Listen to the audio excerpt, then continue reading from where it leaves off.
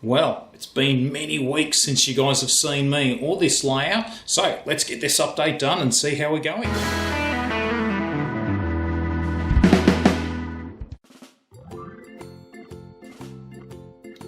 Well, welcome back to Leila Central. It's been quite a few weeks since I've done my last... That's the phone. Alright, sorry about that, guys. Just the missus ringing me, wanting to ask me a couple of questions. Right, that was her again. And let's get back to the layout update, shall we? So it's been a couple of weeks since I've done a layout update, and as you can see from where I'm filming, there's quite a lot that's actually been done. Now, some of the stuff that I'm going to go through today is obviously the progress here in the actual shed, but I'm also going to talk about some recent purchases. For fuck's sake! With some of the bench work that's actually been done around the layout, I've got a few purchases that have also been done as well. Well, that took a few, now I've just lost what I was saying. So it's been a couple of weeks since I've done a layout update in the actual shed, and there's been a lot that's been happening in my life. So, as we go through this update, I'll explain. I think someone's starting to take the mickey out of me because they know I'm out here doing a layout update. G'day guys, and welcome back to Leila Central, and indeed welcome back to the layout shed once again. And it's been quite many weeks since you guys have seen a layout update. I've been absent, the layout's been absent, the channel's been absent pretty much, and but a lot has been happening, as you can see behind me, and obviously lots of new purchases I'll go through as well as part of this layout update and just show you where we're at. But in short, we are now over halfway with the bench work itself. There's been a lot of great progress, steady, solid progress, and you know, it's starting to come together. It's looking good, and yeah. So we'll first cover the bench work and see what's been happening. In relation to why I've been, I guess, haven't been posting a video lately, work has been incredibly busy with everything that's been going on in our society at the moment with this COVID-19. In relation to that, to those that have been following me for a while, you know I've been working in my backyard landscaping as well, so that's taking a lot of work still. But the other thing is also I haven't been too well myself with a few various things that are going on. Without getting into too much detail, one of the things that's occurred and why I was absent from this layout for a little bit was essentially I've been diagnosed with chronic stress at the moment for many different things that are going on in life. Combine that with a bit of depression as well as mild anxiety. I've had a lot going on, and I've essentially taken a break from the layout to focus on my actual personal health. Now things are going well. I'm getting professional help, and you know, the other thing I can say to if any of you subscribers out there, you know, suffer from mental illness or you know you're a bit down, etc. Speak to someone, seek professional help. There's no shame in it whatsoever. And, you know, as I express it to you guys as well, I acknowledge I've got a problem. You ask my missus, she'll probably say I've got plenty of other problems too. But essentially, you know, speak to someone. Look after yourself and do it for yourself or your family. So anyway, enough about that. Let's get on to the exciting stuff, which is this layout itself. Okay, so here we are over at the other bench work. So since last layout update, I had all these bits of timber. You can't really see it behind here, but we had bench work going across here for the branch line, here for the double track main line, and storage above, and that's where I left it. Now since then, as you can see here, I've put in my fiddle yard bench work right here. So the bottom one down over here is actually 1 foot wide or 30 centimeters wide. That's for the branch line fiddle yard. Now there is quite a serious length here. We're talking about 4 meters worth of bench work for the fiddle yard for a branch line. So a good chunk of this you know, is probably going to be a little wasted, particularly in relation to tracks, trains and everything else. But this is all reserved for fiddle yard, and of course we've got the all-important fiddle yard for the double track main line. Now this is double the width of this one here. The main track double track main line here is essentially 2 feet wide or 60 centimeters wide, so very strong. I have attached it to the stud walls in various other places. Now I haven't put any bracing underneath the actual excuse me, underneath the actual bench work. But I will get round to it. Now, at the moment, as it is, it's actually pretty strong. on that area there, but we'll wait and see. Now, obviously, excuse this mess down here. This is my hobby table at the moment, which has got various bits and pieces all over it as work's been progressing. My bench drill press here getting an awful lot of work. And so anyway, let's move on to the next area. So here we are at the next area. So essentially, we're right on the left-hand side of the doorway, just right here. As you can see, there's my shoulder right here. So here's the actual old benchwork for the branch line and the double track main line. Now this is elevated at the moment. Now this isn't attached in here, it's just essentially a couple of boards sitting on top of some blocks at the moment just to perch it up. Because the landscape in this area, there's going to be an underpass little bridge as it goes across, which as we get on further with my track development and track laying, you're going to see what the plans actually are. But before the station on this double track main line, there is an underpass that goes under the main line, so hence the benchwork has dropped down a little bit. And of course we still have the all important shelving above. Now if I pan across to the left, you'll see that we have pretty much gone down the other side. Now I haven't done the gap in between these two benches, and that's just going to be quickly done with a little bit of scrap, etc. But you know, we've got some storage in amongst here, and again you can see where the bench work normally starts and then it drops down. Again, the track work itself will be elevated across here, so I can get some good natural landscaping put in there.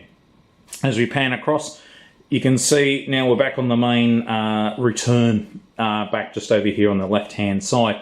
Now this bit of scenery that you can see up here, all the back scenes, just ignore that. That's essentially me just chucking a few things up just to get a look at things, create a bit of difference instead of just white walls everywhere, and getting a feel for how it actually looks. And I mean, my plan is to paint the back scenes all across in these levels, but at the same time though, I've made them perfectly spaced in between each bit of bench work between the levels here, so I can put, if I do wish to go down the ID back scene range, I can, which is what these are. They're very nice, but I want to go down the painted scene pretty much and do them myself. Now as we pan across a bit more to the left, you can see this is where we're up to right now. So this is the center of the actual shed right here. Now the actual frame itself I have attached to the other end where the main solid beams are, and you know, gone across right here, and you can see it's a bit of a mess at the moment, and that's because I'm still working through it all. You know, the construction is very messy at the moment, but I'm making my progress.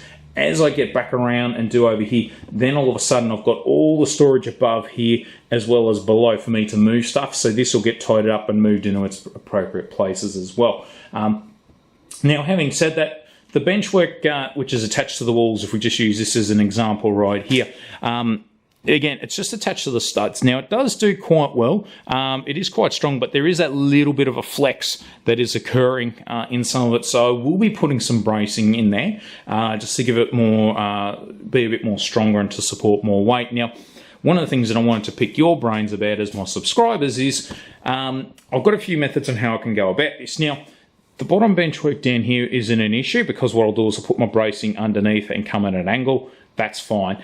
When it comes to this top layer, I've got a bit of a predicament.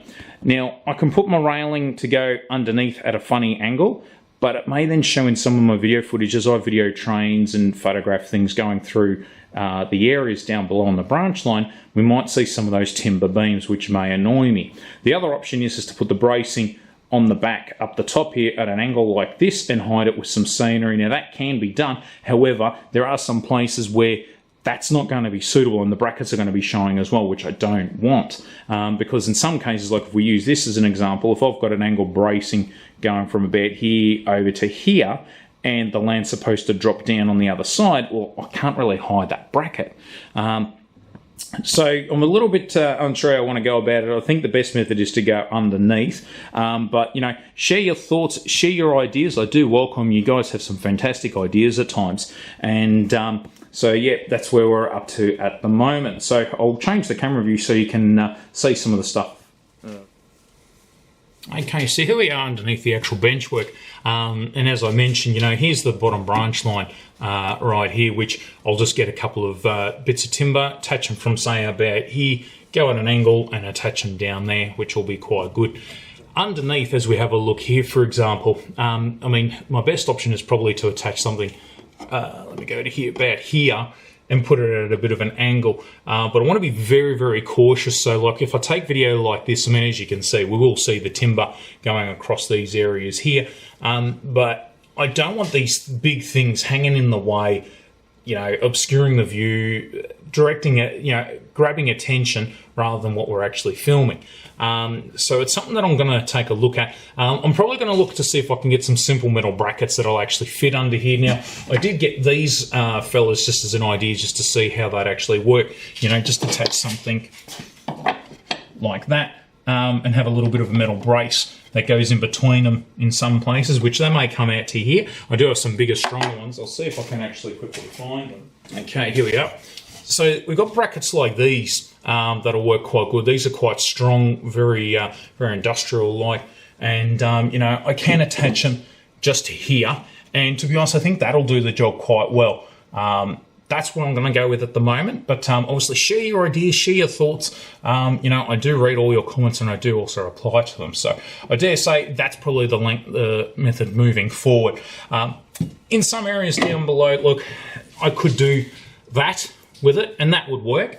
You know, I could even get my hills and landscaping to hide some of that, but it's not going to be suitable ever, as I mentioned. So I dare say it's going to have to go like that. And I may even, depending on the price of these, I mean, these ones here specifically weren't cheap. These were about $8 Australian each. Now, when you think about how many brackets I'm going to need, that's a lot of brackets. So we'll wait and see, I guess, on how we actually go and what we go and do.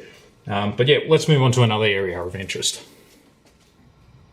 Okay, now we're taking a look at the stud wall that I made up. So, as I mentioned, you know, it's a big frame. I've got it attached to the main structural beam right here, and it goes right across to here, which is roughly around about 4 meters long, and I have attached it to the very top here as well to keep it steady and not wanting to turn, because I haven't actually attached it at the ground level, only because I didn't want to drill into the slab of my shed and bolt it. It would have been ideal, but didn't want to. But instead, I've gone with attaching it to the frame, and look, I'm really yanking on that, and that is barely moving. Oh, not barely, it's not moving. So very strong. I'm quite happy with that, and far strong enough. Now these bits of timber over here, essentially what I was going to do is attach this frame to here, but with this beam that sticks out, which will move over a bit closer, as you can see here, it sticks out a fair way, and this is one of the main structural centre beams for the actual shed. So what I thought I'll do is, why not hide that? So as you can see, I've attached the frame right here, quite a few big screws, and you know, as I do my landscaping and the train curls around and goes into here, you know, you do the back scene and everything else, this is going to be completely gone and hidden. You won't see it. So that was my idea of actually doing it. And the other thing also is having these big sweeping curves going across here and around. They're going to be the same sort of curve roughly as both sides. Instead of having one that's super curved, got a big radius, and the other one next door going to have, say, a much more smaller radius, I've decided to, I guess, share the benefits and have both of them at equal loops.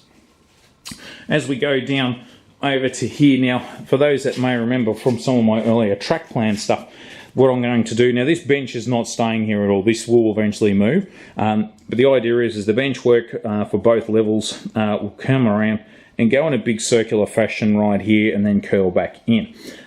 So the gap between essentially this frame right here and where the edge of the frame will actually be will be roughly 2 feet wide. So plenty of space to walk in and out through here, but still a nice big area to have the trains curl around here, which will be quite good. Now, essentially, when we have a look at this benchwork right here, so for the double track main line, this one here will be actual vinegar, which is a good option. It's going to be modelled in a real proper scale as it used to be as well. So there's going to be cattle yards, there's going to be a nice freight area, so if I want to do some shunting I can, but also, you know, double track mainline, so expresses running through here as well. So this it's going to take up the entire length, so starting from here all the way down to essentially about here is roughly 5 meters in length. And that's the length Vinegar's train station actually was in the Somerset and Dorset.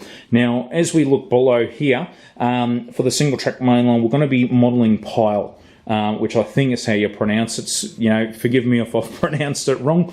But yeah, pile will be a good little station right here. Both of them will be scenery going right through here, etc., back and around. So lots of scenery, lots of stuff to just watch trains run.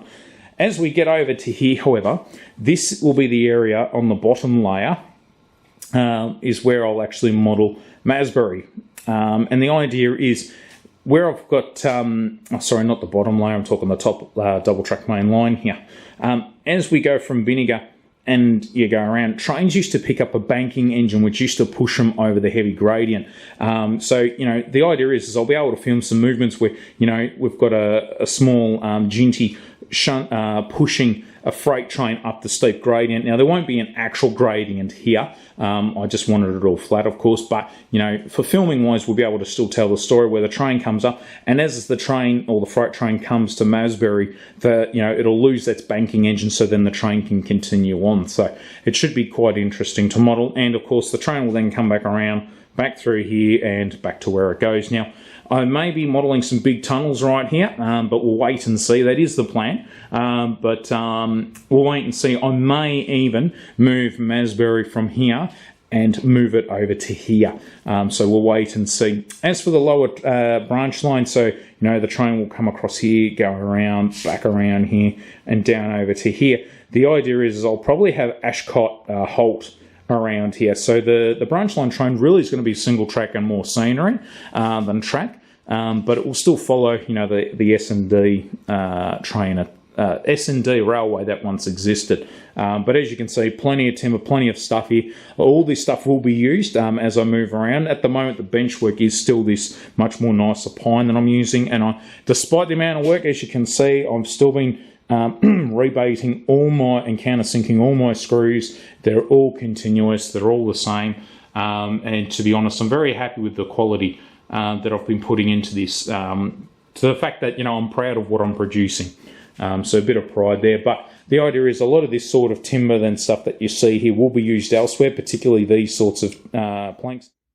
Well, sorry about that. The battery just died on me out of my camera, so I've had to switch to the phone at the moment. So as I was mentioning, these bits of timber here, now some of them obviously are a bit too short, etc., but as you can see, I've got a lot of long lengths around here, and the idea is a lot of this stuff will be brought out to here, just so then I can, you know, affix a back scene and do some other stuff to it in some parts. But, you know, the timber's not going to be wasted, it's going to be used elsewhere.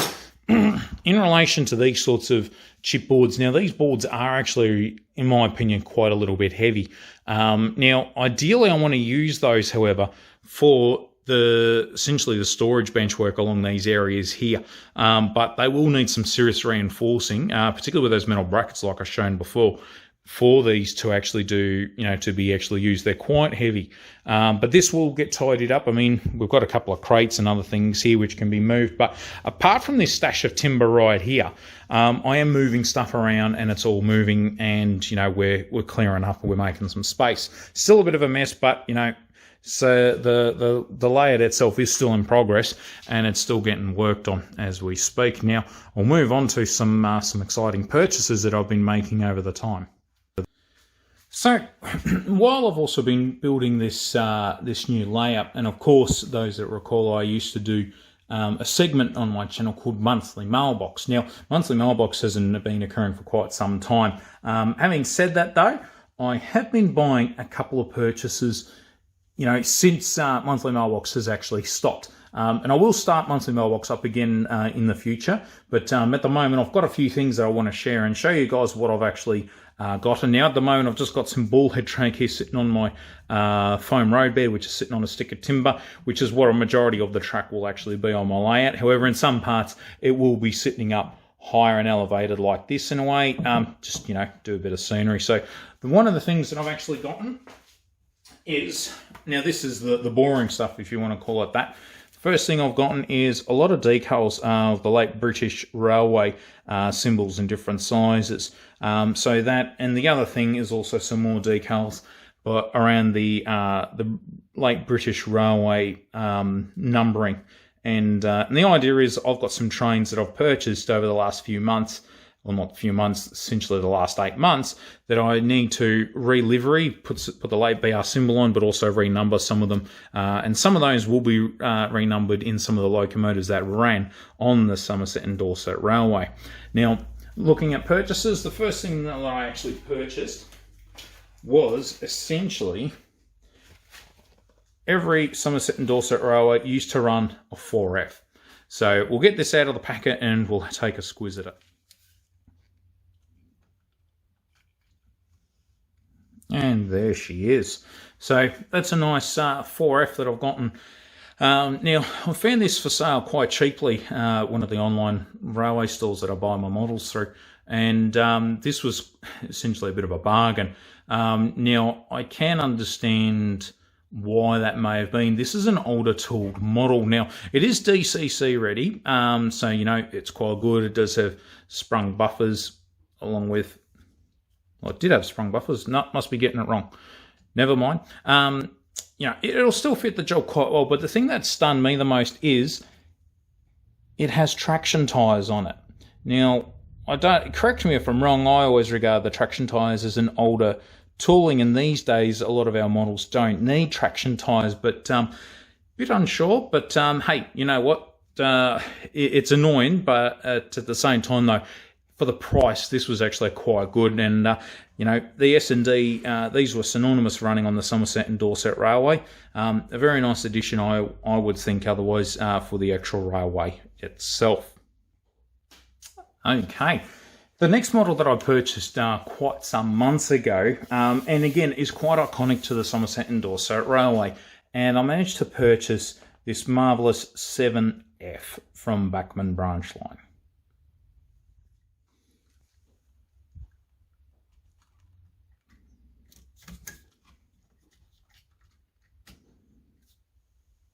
And there we have it. So there's that wonderful 7F. Now, as you can tell, it is in the LMS livery, same with the actual numbering itself, and that's where these decal sheets, so the numbering along with the late BR symbols, I'm going to be using these. I'm going to renumber this, get rid of the LMS symbol, and put it into one of the numbers that used to run on the S&D. So very nice locomotive. You know, even the detail in the actual cab itself, if I show it to you, it's got a lot of pipes and a lot of bits and pieces. It is a very nice locomotive. We do have some sprung buffers as well, which is handy. You know, I don't know whether I'll be using those, but hey, you know, it's good. Some good features. But, you know, very well detailed, very nice model, and, you know, iconic of the S&D, as I mentioned. So this will look extremely well when it gets running finally around the layout itself. Now, while that's been undergoing and I've been building Benchwork and everything else, one thing that did strike my sights as I was browsing the internet late at night was this fantastic 9F. So we'll pop this one out and we'll take a look at it. So this 9F that I've actually purchased, as I mentioned, I found it for sale. It is a second-hand model. But I did find it for sale at quite a good reasonable price, and like some others, I am waiting on the new released tool versions of these from Bachmann. But obviously they're a much more higher price, and so when I actually saw this, I jumped at it. It was a good price. Like I mentioned, it is secondhand, but it is all in very good condition. Nothing's broken off it. Still has its original detail pack. But you know, it is finished and weathered, as you can see here. Some of this brown I think is a little bit too much, but then again, taking a look at my Black 5 that I weathered, it is very similar to it, really. So if I'm criticising this, I'd be criticising my own work.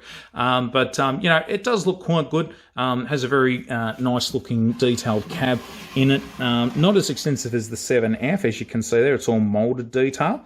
But you know, she does look quite good, and the 9Fs were quite known to be running on the Somerset and Dorset Railway. So this is one model that I needed to get for it to run on there and look quite at home. But otherwise, she's a good runner. Like, it is an older tooled model, but apart from that, it's DCC ready. Does have sprung buffers, and you know, it runs well, and it's ready to do some work on this layout when I finally get it up and running. So, as we keep moving on, believe it or not, yes, I've still got some more purchases to show.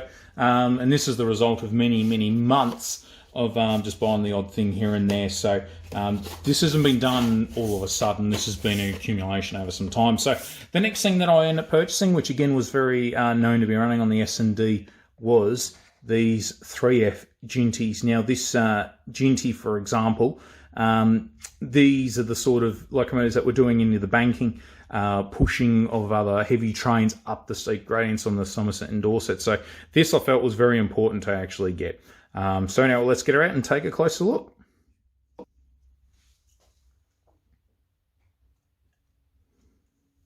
And there she is there. So that's a nice looking little Ginty, the 3F.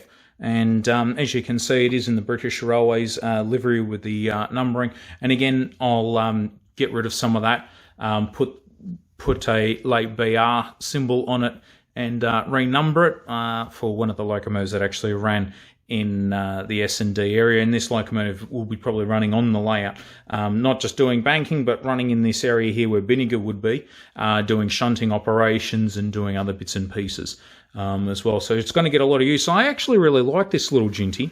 Apart from its size, it's got a lot of great detail. The cab detail in it is quite good as well, as you can sort of see in there. But obviously all these trains need locomotive drivers, which I'll get round to at some point in the future. But, you know, it's a very nice model. And again, going to be very right at home here on this layout.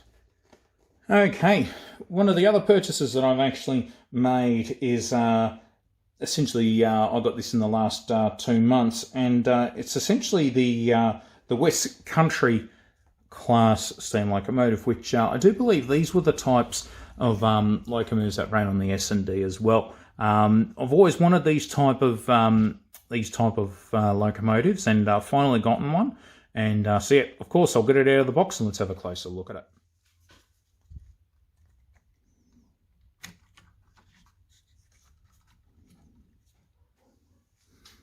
And there she is there. This, I would have to say, is now my favourite locomotive. The green on it, the livery, the look, everything about it, just, yeah, I don't know, gives me a different feeling that the other locomotives don't give me. And a very, very nice locomotive. I'm very, very smitten by this one. And well, it's not my absolute favourite locomotive. It is certainly up there as, you know, one of my favourites. And, yeah, already had her running around the layout. Not this layout, obviously. I've got a small track that I've set up inside the house, which I run things to make sure they're working. But as you can see, plenty of nice detail inside the cab there. This actually came with some crew from Hornby, which was very welcomed. So, yep, something I'll have to get onto and paint.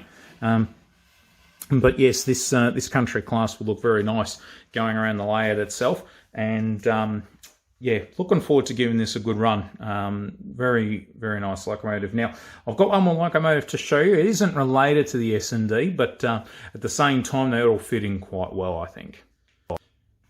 Okay, and the last locomotive that I purchased, now this is going back about 9 months ago, quite some time. Hasn't seen any use on any of the layout, especially previously as well.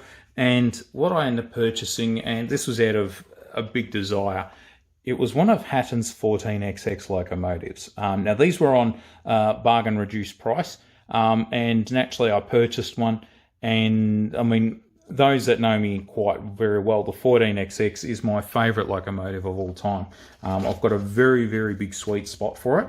Now, the idea is this, I don't think 14XXs ever ran on the S&D, particularly the branch lines, etc. But having said that, though, I think it would work. It would look quite good running on the S&D railway, such as, you know, maybe it was here temporarily, doing some duties on loan or something like that. But as I get it out of its box, now it is the heavy weathered version. Here it is here. As I mentioned, it's the heavy weathered version. So it's probably a bit more heavy than I would have done it myself. But at the same time, though, these are an older locomotive. It is very nice. what can I say? It's a beautiful locomotive. There's been a lot of people that have bought these. You know, some have had issues. There's no issues with this whatsoever.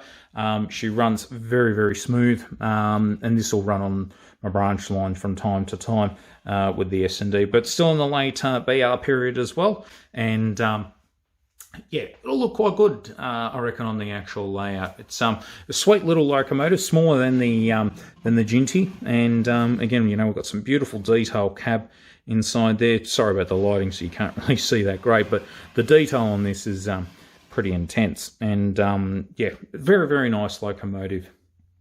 So there you have it, guys.